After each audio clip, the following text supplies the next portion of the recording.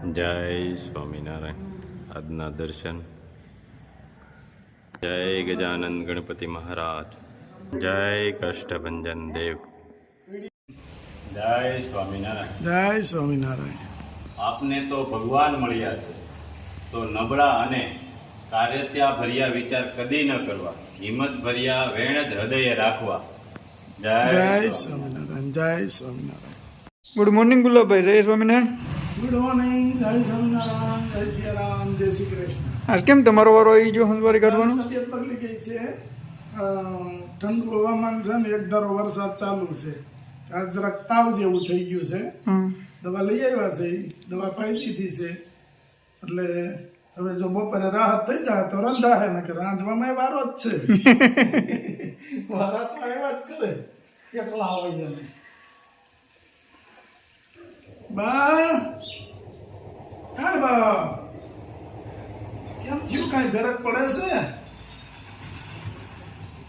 હે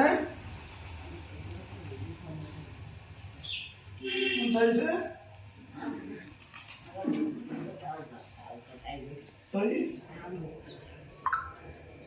આમ શરીરમાં તાકાત નથી. તે હવે તો એ જ થાય ને. હું 2 દી કહેતો હતો તમે દવા લઈ લ્યો, પણ તમે દવા લીધી જ નહીં. દવાખાને આ ગૌડામાણાનું એ ઉપાધિ, દવાખાને તો જવું જ નથી. મેં કીધી બસ સમય વૈયા ગયા, અત્યારે જવું પડે. અત્યારે બધે હવામાન જ એવું ખરાબ છે, અને તાવ આવશે ને તો 100 બાટલા પાકા જ છે. ત્યાં હાસીને નક્કી કર્યું બાઈ કરી બાટલાનું નક્કી કે એટલે હવે પછી વારો ન આવે તો એ શું થાય? સવારમાં સાફસૂફ તો કરવું પડે ને, કારણ કે મંદિરની જગ્યા પૂરતું સવારમાં કરી નાખ્યું હતું સાફસૂફ. ત્યાં કચરું પોતું કરીને પછી દીવાબત્તીને એવું બધું કર્યું હતું આપણે, પણ આ બધું બાકી હતું. એટલે પાછા પાર્સલ અત્યારમાં જા હોય પછી મેં કીધું પાર્સલ કરીને નિરાતે સાફસૂફ કરશું. હવે જો આ કચરા થઈ ગયા છે ને, પોતું મત દે એટલે થઈ ગયું ચોખ્ખું. અને સવારમાં ચા બનાવી દીધો બાને. બાએ ચા ને રોટલી ખાધું અને દવા પીધી. દવા પી અને ઉતારશે.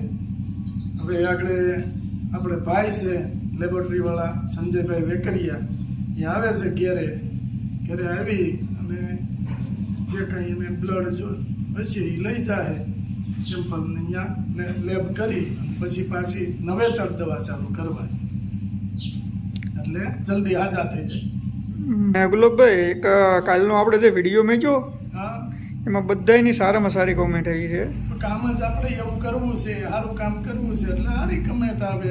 હોય કોઈ નીકળી જાય. એમાંય કોકને નહોતો પછી થોડાક દી પહેલા વાંધો પડ્યો એ કે તમે રોવડાવો છો ને તમે આમ કરો છો, પણ અમે ન રોવડાવતા હોય એ અંદરથી અને અહીંયા ભરાઈ જ જાય. ગમે એવો જેના ઘરમાં ન હોય ને ખાવા માટે એને બધી ઉપાધિ હોય, એટલે એને ઓટોમેટિક આપણે કહેવું ન પડે. અમે કોઈને કહેતા નથી કે તમે રોવો, અને એમ કીધે કોઈને રોવું આવે એ શક્ય છે.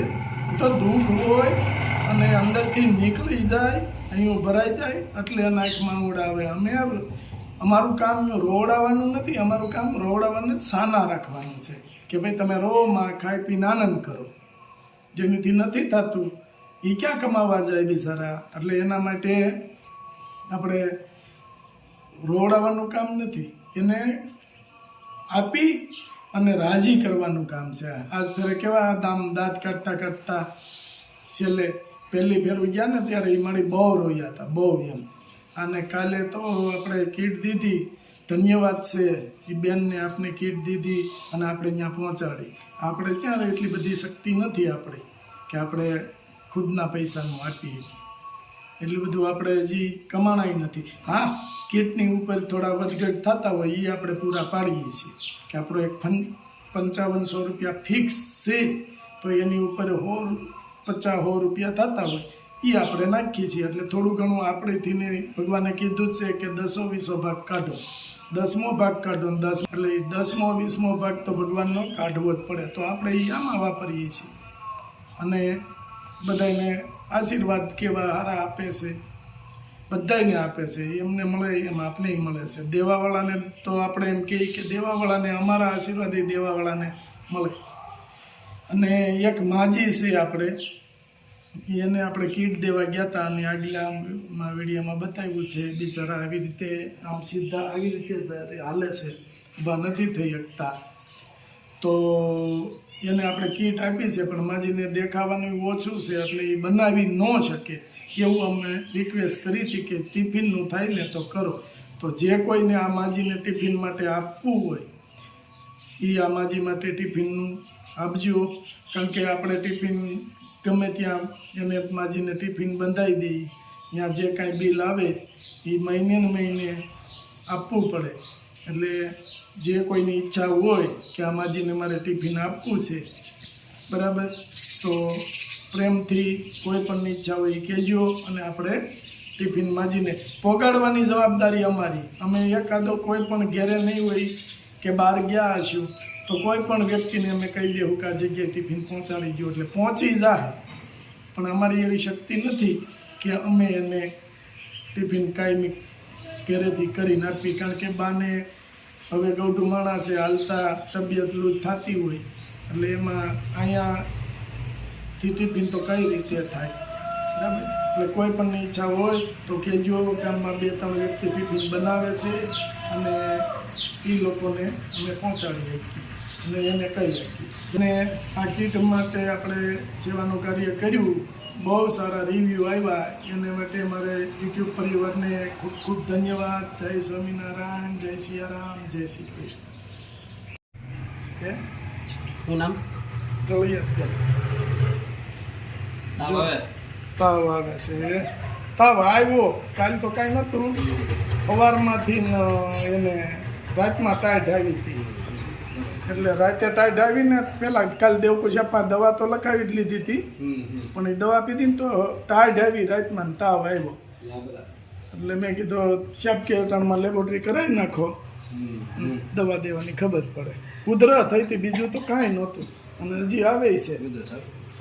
આજે પાર્સલના સોમવાર છે, પાર્સલ જાજા છે કારણ કે રવિવારની રજા હોય એટલે પાર્સલ થયા ન હોય. આજે બધા પાર્સલ પણ હેર ઓઇલમાં મને એમ છે ઘટશે એટલે જેટલું છે એટલું પાર્સલ કરી દઈ, બાકીનું બને ત્યારે. એટલે આજ જ બનાવવાનું થાય ઇન કેસ. એટલે કાલ કે પરમ દિવસ એના પાર્સલ પાછું નીકળે. આપણે ઓલાની ઘોડે છે કે સ્ટોક પૂરો જ થતો જાય છે એટલે આજે પાર્સલ જેટલા થાય એટલા કરી નાખવાના, બાકીનું તેલ નવું બને ત્યારે જાય છે. 500 કાચરી અને 500 શેમ્પુ. 500 શેમ્પુ.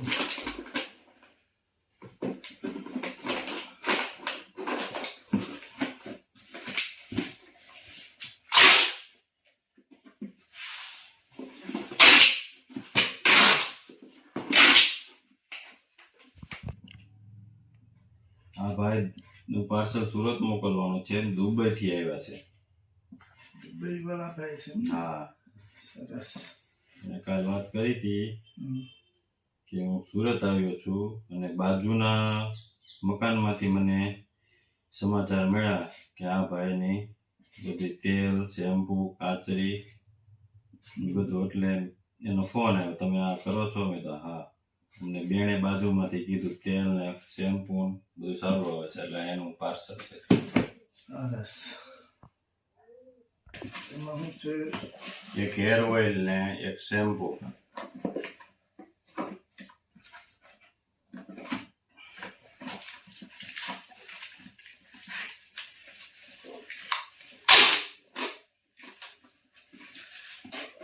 એક હેર ઓઇલ દેવભૂમિ દ્વારકા. દેવભૂમિ દ્વારકા.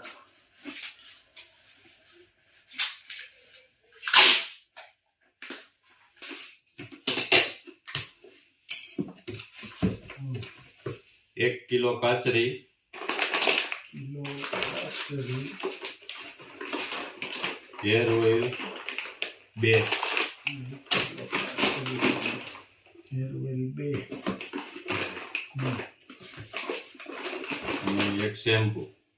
એક શેમ્પુ.